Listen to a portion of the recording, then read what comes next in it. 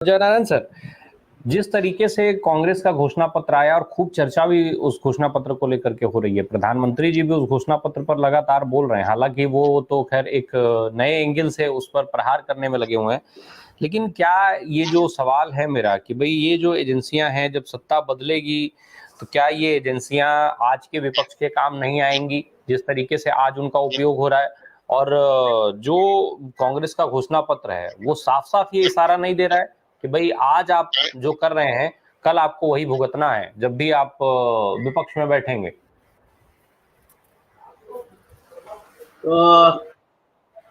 मैं एक हद तक तिवारी साहब ने जो बात कही उससे सहमत हूँ। कहा गया है कि करता था तो क्यों रहा, अब काहे पछताए, बोए पेड़ बबूल के आम कहाँ से खाए। आप अगर बबूल के पेड़ बो के जा रहे हो तो उसको कांटे ही लगेंगे, आम लगने वाले नहीं। मगर मेरा जो मर्यादित मेरी साक्षी रही इस इतिहास के साथ, गुजरात में जब मैं ये ब्यूरोक्रेट की हैसियत से दाखिल हुआ तब मेरे पहले बॉस थे, आईसीएस अधिकारी थे वो ललित दलाल। चिमन भाई पटेल मुख्यमंत्री आए, ललित दलाल ये उस समय के आईसीएस की तरह कुछ आजाद मिजाज इंसान थे, नहीं पटी इनकी, तो इन्होंने उनको बदल के जीआईडीसी और जीआईएसी का चेयरमैन बना दिया है, from chief secretary. I mean totally side track.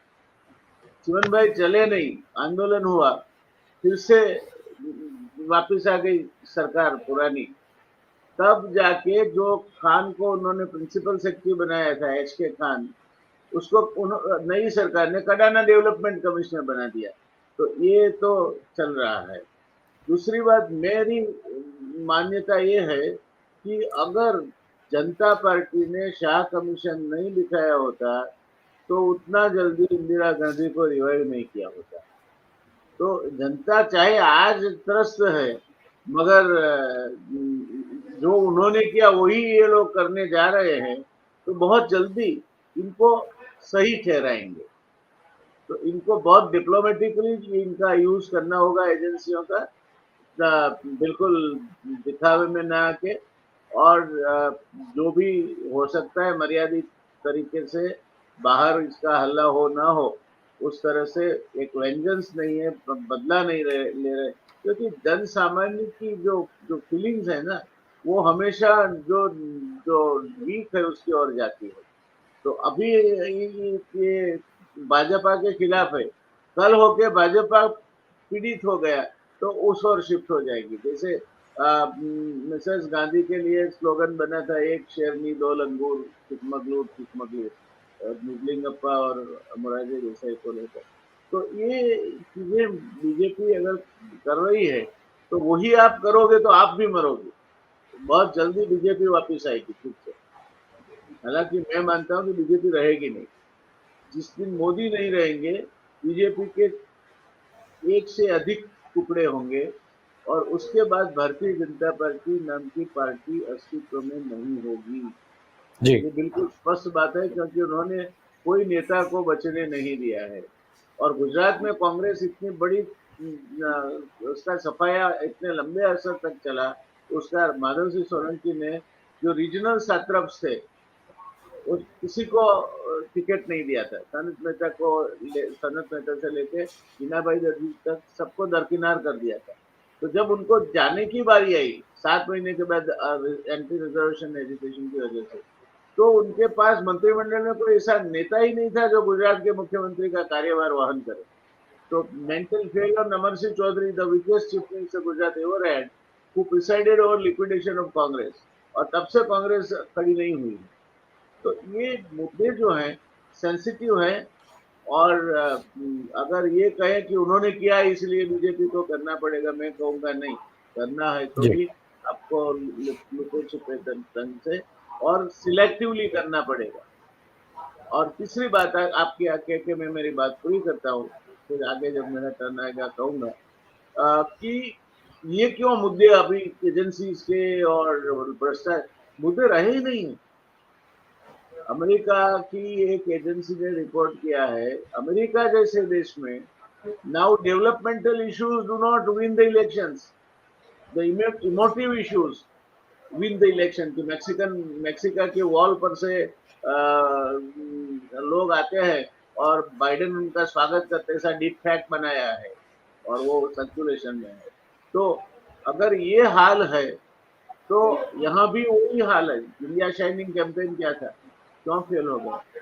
क्योंकि किसी को अभी आपके इसमें विश्वास नहीं है, because you are too little to distribute amongst too many. तो किसी को कुछ नहीं मिलता, मिलता है वो खुश नहीं होता, नहीं मिलता वो भी खुश नहीं है। तो इमोटिव इशू ले आओ, राम मंदिर ले आओ, एजेंसी का इशू ले आओ, भ्रष्टाचार का इशू ले आओ, जो या तो टाइमलेस इश्यूज ले आओ। 2050 में भारत जब विश्व के शिखर पे होगा तब हम ये करेंगे, किसने देखा? आप ये इलेक्शन जीत जाओ। तो ये सर अभी ये कोई डेवलपमेंटल इश्यूज में कोई भी पार्टी इलेक्शन में लेके आ सकती है और जीत सकती है, मैं नहीं मानता। लोगों को इमोटिव इश्यूज, नात जात, भ्रष्टाचार, राम मंदिर, ऐसे हिंदू मुस्लिम, ये इशू ही आपको पोलराइजेशन की ओर ले जा सकते हैं।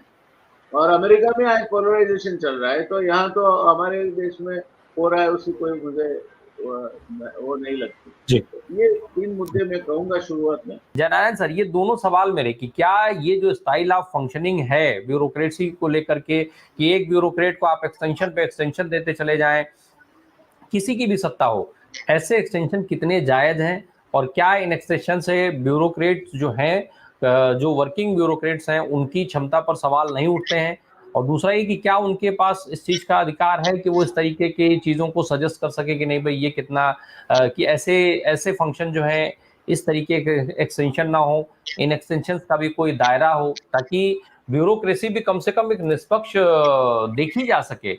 क्योंकि अभी तो भाई सीधे सीधे सेटिंग देखी जाती है, अब तो जुडिशरी पर भी बड़ा सवाल उठने लग जा रहा है। जब हाईकोर्ट के जजेस जो है, जज रहते हुए किसी पॉलिटिकल पार्टी को अप्रोच कर लेते हैं और फिर वो इस्तीफा दे करके पॉलिटिकल पार्टी ज्वाइन कर लेते हैं, तो फिर तो भगवान भरोसे ही है जनता, फिर किसके ऊपर भरोसा करके क्या करेगी जनता? सर 2 चीजें हैं।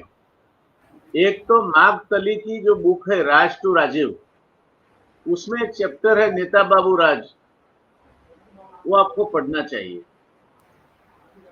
आजकल टेक्नोलॉजी और डेवलपमेंट की वजह से एडमिनिस्ट्रेशन इतना कॉम्प्लिकेटेड हो रहा है कि ये महदंश के जो मिनिस्टर्स हैं उनके लिए it is Greek and Latin, समझते नहीं है। तो एक तो ये बात है। दूसरी बात, ब्यूरोक्रेसी में भी मैंने 71 से लेकर 90 तक इनके बीच में काम किया, सचिव से लेकर तक की ग्रेड में काम किया। मगर जो स्तर अभी है, वो शुरू में जो bureaucracy IAS I which inherited the culture of ICS, वो it was a great monolithic structure। अभी जो ब्यूरोक्रेट्स आ रहे हैं वो ब्यूरोक्रेट्स समझ के आते हैं कि हम पैसा बना लेके लिए जाते हैं। Quality also has been substantially deteriorated. तो ये भी एक दूसरा रीजन है। Third is systems are broken. हम सचिव थे, मगर सचिव से सीनियर थे, मगर सचिव है डिपार्टमेंट का, वो गवर्नमेंट है। हम बाहर थे किसी कॉर्पोरेशन के मैनेजिंग डायरेक्टर, तो हम गवर्नमेंट नहीं है, हम डेपुटेशन पे हैं। तो रिपोर्टिंग करना है तो सचिव के जरिए ही हमारे मिनिस्टर को होगा। ये जो प्रथाएं थी, ये टूटती रही थी, उसको तोड़ने का काम नरेंद्र मोदी ने किया है। सीधा मुख्यमंत्री असिस्टेंट कलेक्टर को फोन करे, ऐसा कभी मैंने सुना नहीं था। और फिर तो असिस्टेंट कमिश्नर, असिस्टेंट कलेक्टर जमीन से 6 फुट अंदर चलेगा। और सचिव जब उसे पूछे कि भाई क्या हुआ इसका, तो बोलेगा सर प्रेजेंटेशन दिखा दिया सीएम साहब को, 1-2 इनके सूचन थे, इनकॉर्पोरेट कर लिए और ये फाइनल है प्रेजेंटेशन, मैं आपको भेज रहा हूँ। कौन सा सचिव आज की तारीख में इसकी हिम्मत है कि बोले कि क्यों चीफ मिनिस्टर को पहले बताया? मुझे बताना चाहिए था। हालांकि as a minister I said told my officer that nothing will go out of the department which is without my clearance. तो ये मिनिस्टर्स भी बोलते हैं और ब्यूरोक्रेसी भी सिस्टम टूटी हुई है। तो फेवरेट ब्यूरोक्रेट्स और अनफेवरेट ब्यूरोक्रेट। आपने एक्सटेंशन की बात की सर, अब एक्सटेंशन नहीं दिया जाता। अब इनको आउटसाइड द कॉन्स्टिट्यूशनल रोल दिया जाता है एडवाइजर का। हमारे यहाँ एक कैलाशनाथन करके अफसर है, मैंने उनको काम करके देखा है, नजदीक से देखा है, मेरे समय में भी उन्होंने काम किया है, कोई हीरे मोती नहीं जड़े इनमें। 11वां एक्सटेंशन पे चल रहे हैं, आप तो 7-8 की बात कर रहे हैं। तो क्या कैलाशनाथन को भगवान करे 1000 साल की उम्र मिले, कल उठ के कैलाशनाथन को कुछ हो गया तो ये मुख्यमंत्री गुजरात के अनाथ हो जाएंगे। तो ये सिस्टम टूटी है सर, ये तीसरी बात है। और चौथी और अंतिम बात मैं कहूंगा कि ये ब्यूरोक्रेट्स के पास जो पावर्स और पावर्स यूज करते थे, वो पावर्स आज नहीं यूज होते। मैंने एक किस्से में 5000 1985 की बात करता हूँ, 5 चीजें की मंजूरी, 1350 एकड़ जमीन, क्लोराल्कली का लाइसेंस की कमिटमेंट स्टेट गवर्नमेंट की ओर से, क्योंकि लाइसेंस भारत सरकार देती थी। जितना इन्वेस्टमेंट करो उतना सेल्स टैक्स डिफरमेंट या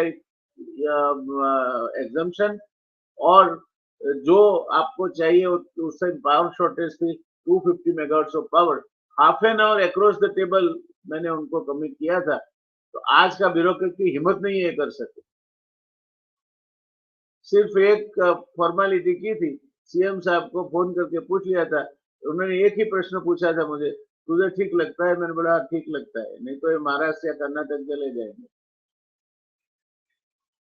ये अभी हिम्मत नहीं रही सर ब्यूरोक्रेट्स में, और उस टाइम भी वो कंपनी का एक भी शेयर नहीं था मेरे पास, आज भी नहीं है।